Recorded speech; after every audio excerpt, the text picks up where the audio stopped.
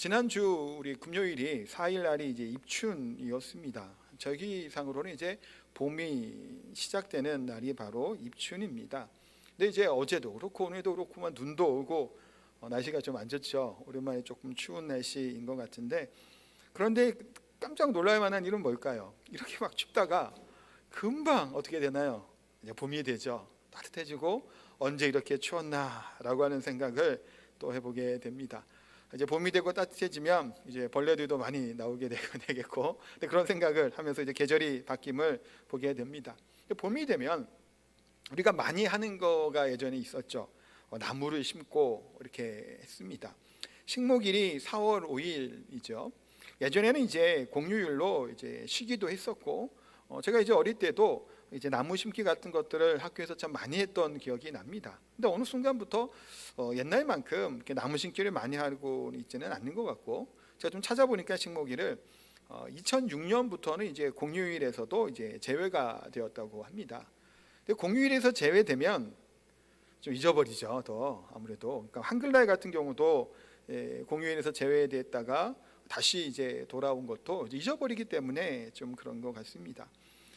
또 제가 지난주에 그 애월에 갔다가 이렇게 오면서 제 아내랑 이런저런 얘기를 하다가 뭐 이런 얘기를 했어요.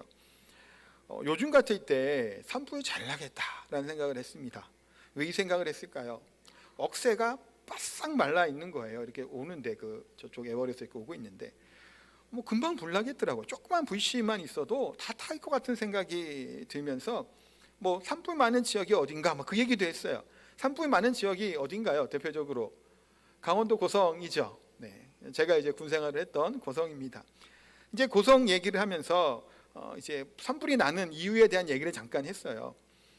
자네 그런 얘기를 하더라고요. 혹시 나무끼리 막 부딪혀서 건조하니까 불 났냐는 얘기를 하더라고요. 근데 미국이나 호주나 그런 외국 같은 나라들은 실제로 이제 바람이 불고 그러면 이제 나무끼리 이렇게 부딪히면서 불이 나기도 한다 그러고, 또 번개 치면서 이제 산불이 나는 경우도 있거든요. 근데 우리나라의 그 큰 산불들은 제가 알기로는 인재죠. 담뱃불 때문에 산불 난 적도 있었고, 또 군대에서 소각장에서 뭐 소각을 하다가 그것이 태워갖고 났던 적도 제가 이제 기억이 납니다. 큰 산불이 나면 그 몇십 년 동안 키워온 나무가 다 타버리죠. 제가 이제 설교할 때 몇 번 얘기했지만 제가 이제 군생활 할 때도 큰 불이 났단 말이에요. 그러니까 제가 그 민통선 들어가는 그 이제 안에 보면 나무가 되게 많았는데 그때까지 거기까지 다 탄 거예요. 사실은 군 그 전방 인대까지. 그러니까 왔다 갔다 하는데 보니까 그 많았던 나무들이 시커매져 있는 것을 보게 됩니다. 안타깝지요.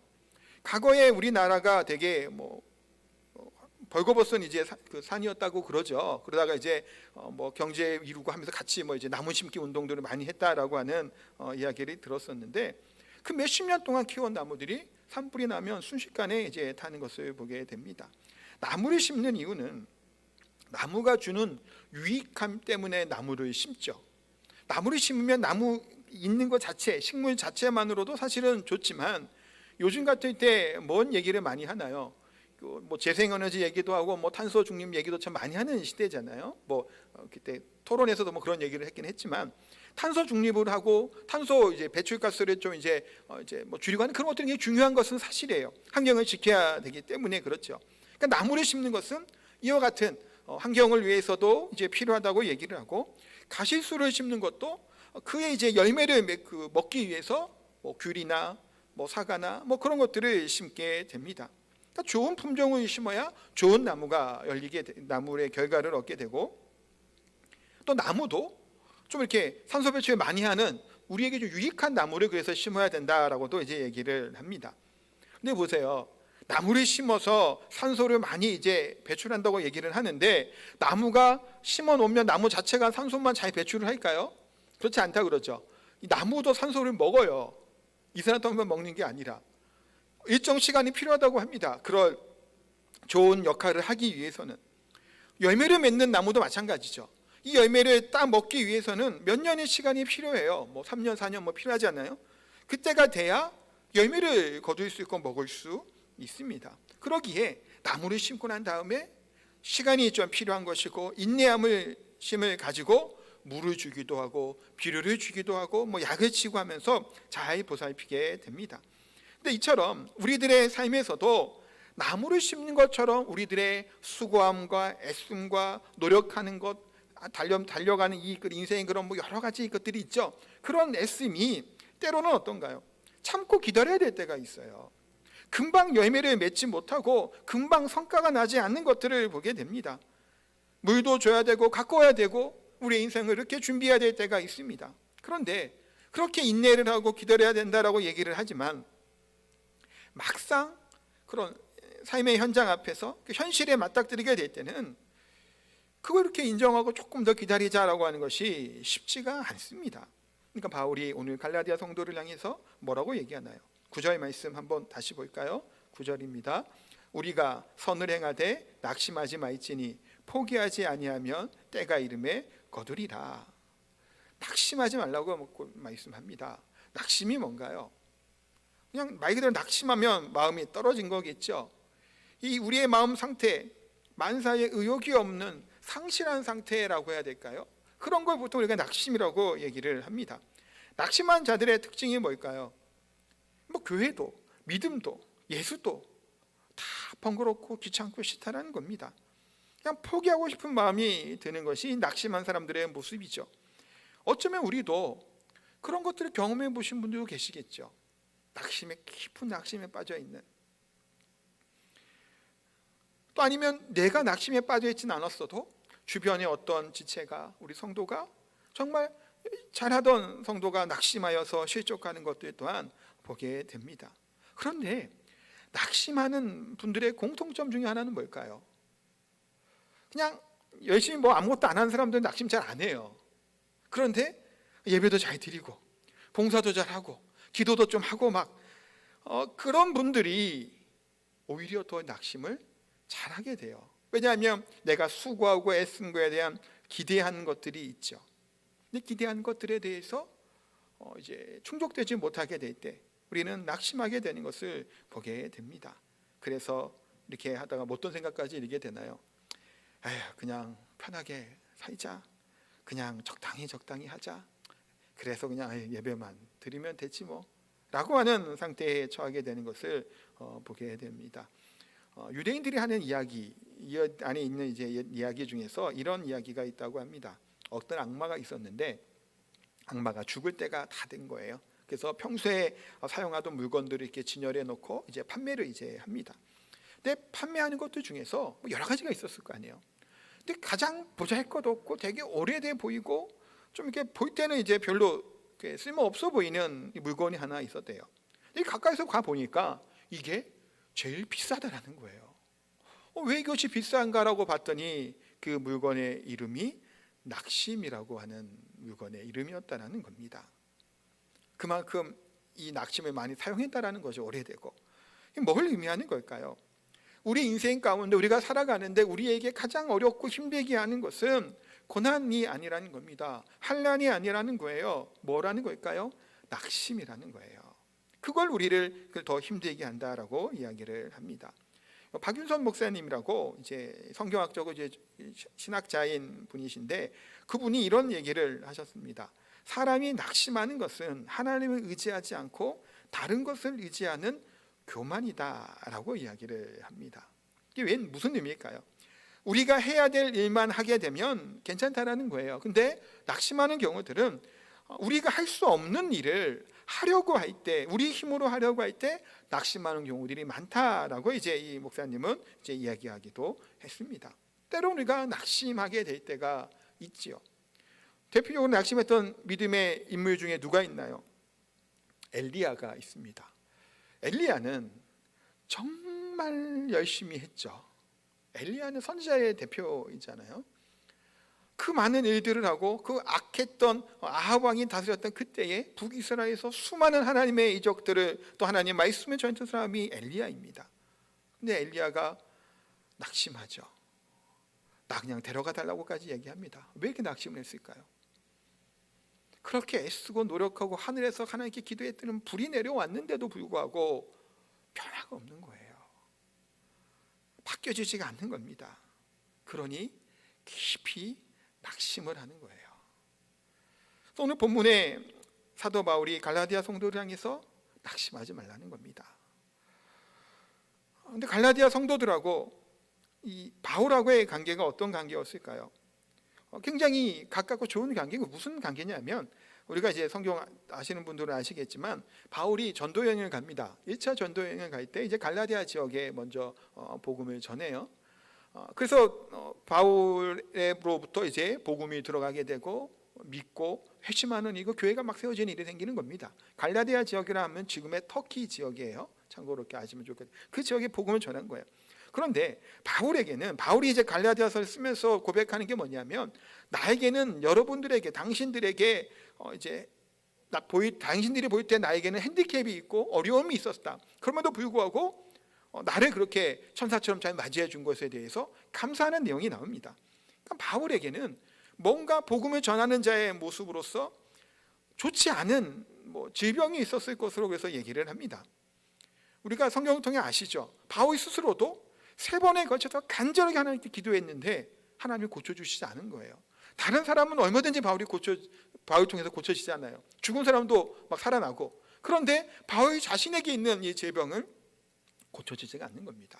고질병이 있었어요. 그래서 어떤 사람들은 안질이었을 것이다 라고도 얘기합니다. 그 이유는 이 다메섹 도상에서 그 비설의 눈이 실명이 되잖아요. 그 이후에 아마 시력은 회복됐지만 그런 안질 같은 그런 병이 있었을 것이다 라고도 보기도 하고, 어떤 사람들은 말라리아에 걸렸을 것이다 라고도 얘기합니다. 이제 밤빌리아 연안의 늪지를 전도하다가 그 병을 안고 이제 저쪽 지역에, 갈라디아 지역에 갔을 것이다 라고도 보게 되기도 하고, 또 간질이 있었을 것이다 라고도 이야기를 합니다. 근데 어떤지는 정확하게는 몰라요. 어떤 질병이 있었는지는. 그런데 업신여기만큼 질병을 안 좋은 것이 갖고 있으니까 고대에는 저 사람의 죄가 있고 문제가 있기 때문에 병이 들어왔다 보통 생각을 하거든요. 고대에는. 그러니 바울의 그런 고질병을 볼 때 저 사람은 저 사람의 복음인, 저 사람이 전하는 말들은 신뢰하지 못하게 되는, 그 사람 자체에 좀 하찮게 여겨지는 그런 경향들이 있었던 거예요. 그런데 갈라디아 성도들이 어땠다고 얘기하나요? 천사처럼 바울을 맞이해줬고 바울이 전한 이 복음을 들었다. 내 약함을 오히려 감싸줬다라고까지 그들의 칭찬하고 감사를 표합니다. 그런 갈라디아 교회 성도들에게 뭐가 문제가 된 건가요? 거짓 복음이 들어오게 된 게 문제예요. 바울이 복음을 전한 이후에 한 2, 3년 시간이 흘렀죠. 그런데 잘못된 복음들이 들어가기 시작을 합니다. 그런 이 거짓 진리에 이들이 넘어가게 된 거예요. 미혹이 됐단 말이에요. 변질된 복음, 타락하게 되는 거예요. 그래서 갈라디아 성도들을 향해서 바울이 뭐라고 외치나요? 갈라디아서 3장 3절에 보니까 이렇게 외칩니다. 같이 읽겠습니다. 너희가 이같이 어리석으냐? 성령으로 시작하였다가 이제는 육체로 마치겠느냐? 왜 이렇게 어리석냐라는 거예요. 내가 전한 복음 외에는 다른 복음은 없다고 바울은 강력하게 이들을 향해서 외칩니다. 잘못됐다라는 거예요. 왜 이렇게 미혹에 드냐라고 얘기를 합니다. 그러면서 인내를 가지고 믿음을 지킬 것을 이야기를 해요. 쉽고 편한 길을 이야기하지 않는다라는 겁니다. 그래서 뭘 얘기하나요? 첫 번째 볼 것이 이거예요. 무엇으로 심든지 그대로 거둔다라는 의미입니다. 7절 한번 볼까요? 7절 다시 읽겠습니다. 스스로 속이지 말라. 하나님은 업신여김을 받지 아니하시나니 사람이 무엇으로 심든지 그대로 거두리라. 이게 뭔 얘기일까요? 왜 이 얘기까지 지금 하고 있는 걸까요? 스스로 속이지 말라라고 얘기를 합니다. 속인다라고 하는 말은 우리가 그냥 거짓말한다라는 걸로 생각할 수도 있는데, 이게 헬라어로는 플라나스테라고 하는 말인데 뜻이 조금 달라요. 한글이란 말이가 길을 잃게 한다, 진리에서 벗어나도록 한다, 잘못되게 유인한다, 미혹한다 라고 하는 의미의 뜻을 가지고 있는 단어입니다. 그러니까 어떤 유혹에 미혹되어서 믿음을 잃게 되는 상태에 처하지 말라는 거예요. 지금 우리 한글 성경으로 스스로 속인다고 얘기해도 마찬가지예요. 우리의 욕심에 따라서 우리가 때로는 어떤 건가요? 정당하다고 생각을 해요. 하나님의 방법이 아니고 하나님의 뜻이 아님에도 불구하고 이것이 옳다라고 스스로 속일 수도 있겠죠. 우리 한글 번역자로 봐도 스스로 속이는, 그러니까 미혹이 되는 겁니다. 뭐로 말미암아? 내 욕심으로 말미암아 미혹이 되는 거예요. 성경에는 그런 인물들이 사실은 등장을 합니다. 어떤 대표적인 인물 중에 하나가 있는데 야곱이에요. 제가 본문을 창세기로 하려고 하다가 이제 갈라디아서로 본문을 정했는데, 창세기 27장에 보면 야곱에 있었던 그 사건 중에 하나가 나오는데, 야곱에게는 형제가 있었어요. 형 에서가 있었고 야곱은 동생입니다. 아버지는 이삭이었죠. 근데 이삭이 에서에게 와서 얘기를 합니다. 내가 너에게 축복해 주려고 하니까 내가 좋아하는 것을 사냥해 와서 나에게 음식을 좀 만들어 와라. 그럼 내가 그래서 먹고 기분 좋은 마음으로 마음껏 내가 너에게 축복해 주마 라고 에서를 보냅니다. 근데 이 얘기를 리브가는 이제 야곱의 그 엄마예요. 그리고 이제 이삭의 이제 아내인데 밖에서 그 얘기를 듣고 야곱을 불러요. 야곱아, 너희 아버지가 너희 형에게 좀 축복한다고 하니까 너가 얼른 변장을 하고 이제 형 에서인 척하고 아버지한테 가라. 음식을 준비할 때는 가지고 가서 이제 축복을 받도록 해라라고 얘기를 합니다. 그래서 이것을 가지고 와서 하는 얘기가 지금 봉성 기자가 PPT에 띄우는데 그 얘기예요. 21절부터 24절까지 내용을 한번 같이 보도록 하겠습니다. 이삭이 야곱에게 이르되 내 아들아 가까이 오라. 내가 과연 내 아들 에서인지 아닌지 내가 너를 만져보려 하노라. 야곱이 그 아버지 이삭에게 가까이 가니 이삭이 만지며 이르되 음성은 야곱의 음성이나 손은 에서의 손이로다 하며 그의 손이 형 에서의 손과 같이 털이 있으므로 분별하지 못하고 축복하였더라. 이삭이 이르되 내가 참 내 아들 에서냐? 그가 대답하되 그러하니이다. 자, 보세요. 이게 어떤가? 변장을 한 거예요. 원래 이제 에서는 털이 많았던 사람이고 이제 그런 사람이거든요. 근데 야곱은 매끈했어요. 그러니까 털도 붙이고 뭐 이렇게 형 에서 흉내를 내고 이제 아버지한테 이제 음식을 해갖고 간 겁니다. 그랬더니 막 들어보니까 목소리는 야곱인데 이상한 거란 말이에요. 그 와보라고. 눈이 근데 이삭이 잘 안 보여요. 지금 나이가 많고 지금 그래서. 근데 만져보니까 털은 많으니까 아들인 거는 같고 뭐 그 얘기를 하고 있는 겁니다. 그러니까 야곱은 아버지를 뭐 한 거야? 속인 거예요. 형을 따돌리고 속이고 그래서 이제 장자에 받아야 되는 축복을 마음껏 받습니다. 그 야곱은 이런 속이는 데 능했던 사람, 좀 약삭받았던 사람이 야곱이죠. 속고 속이는 것이 야곱의 인생이에요. 근데 야곱은 이미 태중에 뱃속에 있을 때부터 하나님이 야곱에게 어떻게 말씀을 주셨을까요? 야곱에게 하신 건 아니죠. 이삭과 리브가에게. 큰 자가 작은 자를 섬긴다라고 하나님께서 이 작은 자 야곱을 통해 하나님이 일을 하실 것에 대해서 분명히 말씀하셨죠. 야곱은 뱃속에서 있을 때부터 택함을 받은 사람이에요. 우리가 내가 택한 야곱아, 그 다 그 야곱 얘기예요. 태중에서부터 얘기하는 그 의미들이 다 야곱 의미로 사실 얘기하거든요. 나중에 바울도. 그러니까 야곱이 그런 복중에서부터 이미 택함을 받은 그건 하나님의 사람이었단 말이에요. 근데 그럼에도 태어난 현실은 뭔가요? 자기는 둘째예요. 맏아들이 장남이 2배의 복을 받습니다. 그 얘기는 예전에 몇 번 설명을 드렸죠. 2배를 받아요. 갑절을 받아요. 그러니까 야곱은 형 에서의 복을 내가 받고 싶은 거예요. 그래서 팥죽 같은 걸 주고 해갖고 장자권을 팔라라고 해서 그 얘기도 앞부에 나오죠. 그러니까 그리고 나서 아버지 이삭을 속여서 자기가 에서인 척하고 이 축복을 받습니다. 그러면 괜찮을까요? 야곱의 행동이? 어차피 하나님이 택한 사람이고 하나님이 뱃속에 있을 때부터 그렇게 복 주시기로 했던 사람이니까 뭐 형 좀 속이고 아버지 좀 속여서라도 뭐 축복 받으면 결과는 똑같은 거 아니냐라고 얘기할 수 있겠죠. 이건 잘한 짓일까? 아니에요. 축복을 받았다면 야곱의 형통한 사람이 살았을까요? 아니에요. 아버지 이삭은 에서를 편애했고 어머니 리브가는 야곱을 사랑했습니다. 그 사랑했던 어머니 리브가와 이때 헤어지게 돼요. 왜냐하면 형이 에서가 세기등등하게 야곱을 죽이려고 합니다. 분이 나고 화가 나니까 너무 죽이고 싶었던 거예요. 그러니까 리브가가 안 되겠다는 거예요. 형제간에 지금 죽일 일이 생기니까 야곱에게 외삼촌 집으로 가라라고 해서 라반의 집으로 보냅니다. 근데 야곱은 어머니와 헤어진 이후에 리브가는 못 만나고 죽어요. 금방 돌아오지 못했거든요. 그 아끼고 사랑했던 관계가 좋았던 엄마를 이 땅에서 보지 못하고 떠난 후에 죽고 맙니다. 행복하지 않죠. 또한 라반의 집에 가서 그 라반의 둘째 딸 라헬을 보고 사랑에 빠지게 됩니다. 그래서 7년 동안 라반의 집을 위해서 일을 해줍니다. 그리고 라헬과 결혼을 해요. 그래서 첫날 밤을 맞이해서 자고 일어났더니 언니 레아가 자기와 동침했던 겁니다. 황당하죠. 말도 안 되는 일이에요. 지금 그래서 삼촌한테 얘기합니다. 어떻게 이런 일이 생길 수 있냐고. 난 라헬과 결혼했는데 왜 레아가 내 침실에 들어와 나와 함께 동침했냐고.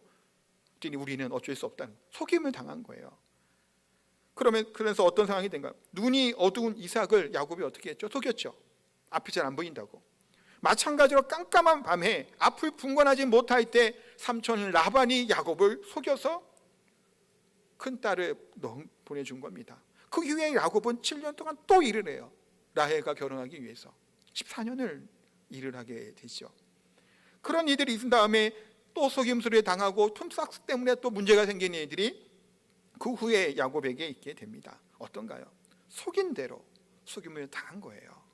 뿌린 대로 거둔 거죠. 이 야곱의 12아들이 나옵니다. 그 아들들이 지파예요. 여호수아 설교하면서 르우벤 얘기 막 했잖아요. 유다 지파, 그 지파들이 야곱의 아들들이에요.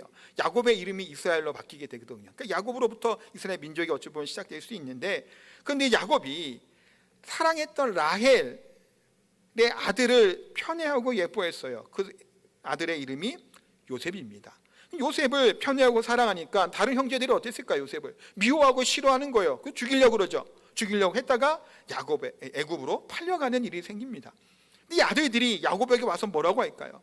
피 묻은 옷을 일부러 피를 묻혀서 집에 가지고 가서 아버지한테 죽은 것 같다고 얘기하고 아버지를 속입니다. 야곱 자신이 아버지 이삭을 속여서 축복을 받았죠. 그런데 반대로 자신들의 아들들이 자기를 속이는 겁니다. 뿌린 대로 거둔 거죠. 얼마나 이게 무서운 일인가요? 그런데 야곱과 관련된 일은 여기서 끝나지 않아요. 창세기 34장에 보면 야곱이 세겜이라는 곳에 거할 때예요. 그때 레아라고 하는 그 첫 번째 아내예요. 그 아내와 이제 태어난 디나라고 하는 그런 딸이 있었습니다. 이 디나가 세겜에 있을 때 휘 족속 하몰의 아들 세겜에게 강간을 당한 일이 벌어지게 돼요. 이 세겜이 디나를 사랑하는 마음이 들어서 정식으로 결혼하게 해달라고 요청을 해옵니다. 그러면서 서로 결혼하면서 이 땅에서 잘 살자라고 그들이 얘기합니다.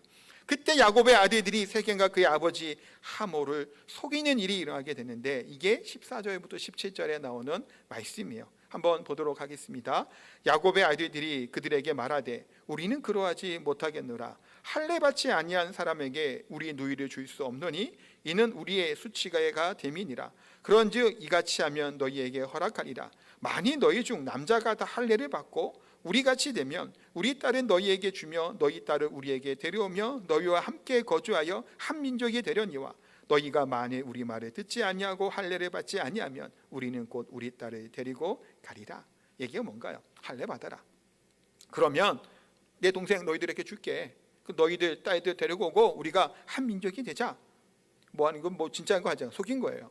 그래서 남자들이 다 할례를 받습니다.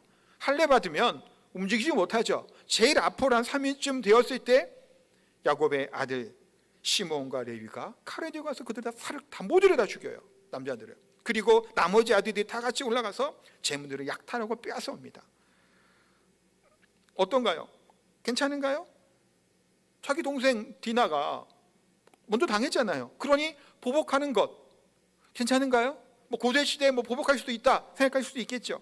속여서 사륙하고 약탈했던 것, 문제가 없지 않았던 것을 보게 됩니다. 그 사건 이후에 야곱은 베들로 올라가요. 그 11조 하면서 언약했던 곳에 이제 가게 되는데, 어떤 간에 그 이후에 이 사건이 또 있습니다. 그 후에 500여 년의 시간이 흐릅니다. 작년에 제가 여호수아 설교를 했죠. 그때 나왔던 사건이에요. 여호수아 9장에 보면 기브온 주민들이 나옵니다. 이 기브온 주민들은 큰 성읍의 주민들이었는데 이스라엘 군대가 너무 강하고 세니까 다 죽일 것 같거든요. 왜냐하면 하나님이 이스라엘 백성들에게 여호수아에게 뭐를 명령하셨나요? 모두 다 진멸하라는 거예요. 다 죽이라는 거예요. 나에게 진멸함으로 바치는 심판의 대상들이에요. 그러니까 도저히 못 이긴단 말이에요. 두려움 가운데 기브온 주민들이 화친을 맺어요. 속입니다. 가까운 거리에 있었던 기브온 주민이었지만 곰팡이 난 떡을 가지고 가고 포도주가 담은 낡은 가죽 부대, 낡고 오랫동안 걸어온 것처럼 보이는 신발을 신고 가서 이들에게 화친을 맺을 것을 요청을 합니다. 물론 거짓말이었죠. 멀리서 온 것처럼 속여서 화친을 맺어요. 그런데 이 기브온 주민은 어느 족속일까요? 히위 족속입니다. 히위 족속은 아까 야곱의 아들들이 할례를 비밀로 여겼고 모조리 그들을 살육하고 속였던 그 족속이 바로 히위 족속이에요. 500여 년이 지난 이후에 야곱의 아들들이 했던 것처럼 그 후손들이 오히려 속임을 당해서 이들을 살려주게 되는 일이 일어나게 됐던 겁니다. 이게 뭔 관계인가요? 500여 년이 지난 이후에도 그것을 하나님은 잊지 않으시는 거예요. 한편으로는 그들의 사력과 그들의 죽음, 어찌 보면 속임을 당해서 죽은 거죠. 히위 족속 당시에. 물론 디나를 강간하는 잘못은 했지만 속였다고 하는 이 방법들대로 그대로 속임을 당하는 그 이들이 그 후에 지금 여호수아에서도 나타나게 됩니다. 사랑하는 성도 여러분, 무엇으로 심든지 그대로 거둔다라는 거예요. 얼마나 두렵고 무서운 말씀인가요? 깜짝 놀랄 만한 일이죠. 야곱의 아들들은 오늘 본문의 8절 상반전처럼 자기의 육체를 위하여 심는 자는 육체로부터 썩어질 것을 거두고라고 하는 것처럼 욕심과 정욕을 위해 속임수로 심었죠. 결과 속임수를 거두게 되는 거예요. 때로는 우리가 모든 것을 다 하나로 이것으로만 얘기할 수는 없겠지만 한편으로는 이런 생각도 들게 됩니다. 우리가 겪는 때로는 어려움들이 있죠. 또 상처들이 있고 또 내가 좀 관계 가운데 좀 힘든 것도 있고 여러 가지 다양한 것들이 있어요. 근데 이 내 아픈 마음이 내가 당한 이 어려운 일들이 이 상처받은 이 마음들이 어떤 면에서는 내가 했던 행위가 내게로 돌아오는 거일 수도 있어요.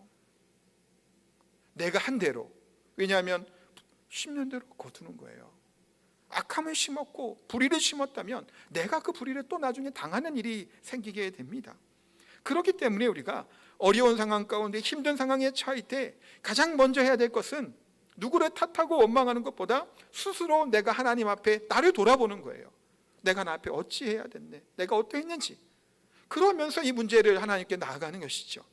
그러기에 우리는 무엇을 심어야 될까요? 성령을 위하여 심어야 된다라고 성경은 분명히 말씀하고 있습니다. 우리 8절을 다시 한번 읽어보도록 하겠습니다.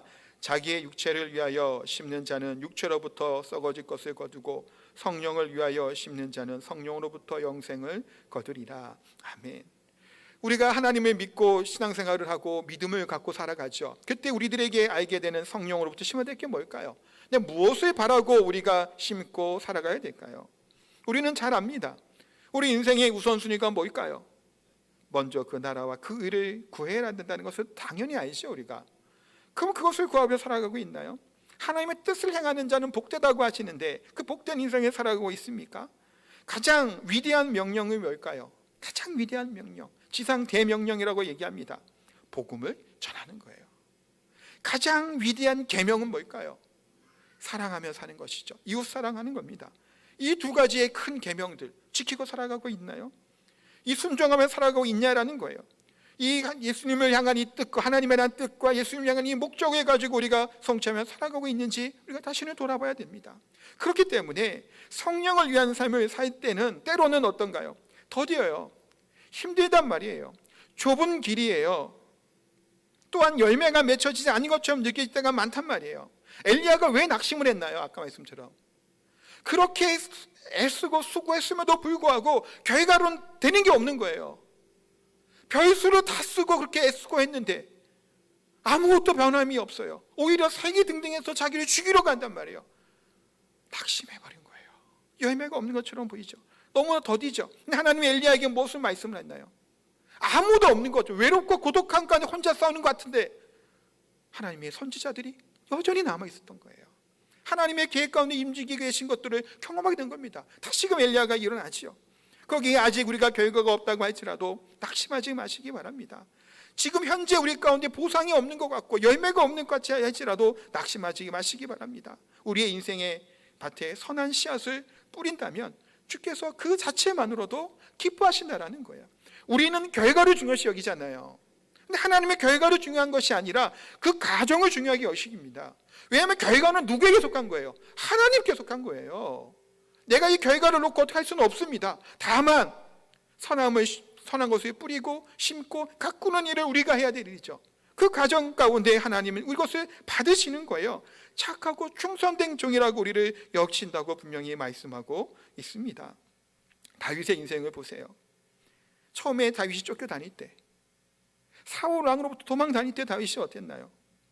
기회가 있었나요? 없었나요? 기회가 있었죠. 굴에 숨어 있을 때 사울이 좀 편히 그렇지만 똥싸러 들어왔잖아요. 죽일 수 있는 기회였어요. 몇 번의 기회를 다윗은 그냥 죽이지 않습니다. 왜 죽이지 않나요? 더 빠른 길이잖아요. 사울 죽여버리고 자기 지지 세력들이 있으니까 새롭게 일어나면 돼요. 근데 여전히 도망다니는 신세를 합니다. 다윗이 뭐라고 얘기하나요? 하나님이 세우신 사람을 내가 해할 수 없다라는 거예요. 다윗이 따랐던 수많은 사람들이 있었죠. 그들이 볼 때 다윗은 어때 보였을까요? 당시에 답답하지 않았을까요? 아니 저 사울왕 죽여버리고 왕위에 올라가면 될 것을 왜 살려주냐고 자꾸 그런 마음이 들었을 거란 말이에요. 답답하고 좀 제대로 살아가지 못한 생각도 할지도 몰라요. 근데 그럼에도 불구하고 답답하고 그게 좁아 보이는 그런 길이라고 할지라도 다윗은 철저하게 뭐예요? 하나님이 세우신 하나님의 종을 내가 감히 그를 건드릴 수는 없다라는 거예요. 하나님이 하는 걸 하나님이 그를 치시면 치실 걸로 믿고 사울을 살려준 거예요. 그 과정 가운데 하나님은 다윗을 위대한 하나님의 사람으로 다윗의 예수님의 계보를 잇는 믿음의 사람, 가장 이상적인 본이 되는 하나님의 왕으로 세워주신 것이 이 사건이라는 것을 기억하시기 바랍니다. 좁은 길이죠. 그게 이 세상의 기준으로 볼 때는 좋은 방법처럼 보이지 않습니다. 그러나 그 길이 하나님이 기뻐하시는 길이신 줄 믿습니다. 그러기에 심는 것을 거둘 때가 있음을 우리가 그래서 기대하고 믿어야 됩니다. 전도서 3장 1절에 이렇게 말씀합니다. 같이 한번 읽을까요? 이거? 범사가 기한이 있고 천하만사가 다 때가 있나니 뭐라고요? 때가 있다라는 거예요. 심을 때가 있으면 반드시 뭔가요? 거둘 때가 있는 거예요. 뿌렸다면 그것이 조금 나오지 않는 것처럼 보일지라도 결국은 추수한다라는 겁니다. 이 심음과 거둠의 법칙은 우리가 분명한 법칙이기 때문에 낙심하지 말라고 말씀합니다. 가치 있는 것을, 선한 것을 심을 때 어떤 면에서는 더 인내가 필요해요. 좋은 것을 거둬야 되니까, 맛있는 것을 거둬야 되니까 더 많은 노력과 인내가 필요하죠. 과일을 할 때도 마찬가지 아닌가요? 잘은 몰라도 더 좋은 품종의 과일을 수확을 하기 위해서는 더 수고를 해야죠. 내버려 두면 조대로 된 게 나오지 않습니다. 더 애쓰고 수고함이 필요해요. 그만큼 인내함이 필요하고 그 좋은 것을 심는 과정들이 필요하다고 분명히 말씀하고 있습니다. 그러기에 하나님 말씀하죠. 선을 행하되 낙심하지 말지니 포기하지 아니하면 때가 이름에 뭐라고요? 거두리라 말씀합니다. 사랑하는 성도 여러분, 올 한 해 우리가 힘들고 어려움이 있다 할지라도 씨 뿌리는 것을 주저해서는 안 됩니다. 그런데 어떠한 씨를 뿌려야 되나요? 성령으로부터 성령을 위해 심는 그 씨를 뿌려야 될 줄 믿습니다. 육체의 것을 심고 육체의 정욕대로 심을 때 그것이 다시 돌아오게 되는 사실 무서운 그 성경의 원리들을 우리가 발견하게 됨을 봅니다. 그러나 울며 씨를 뿌리는 자 기쁨으로 거둔다고 말씀하죠. 시편 126편 5절 6절에 말씀합니다. 눈물을 흘리며 씨를 뿌리는 자는 기쁨으로 거두리로다. 울며 씨를 뿌리러 나가는 자는 반드시 기쁨으로 그 곡식단을 가지고 돌아오리라. 아멘.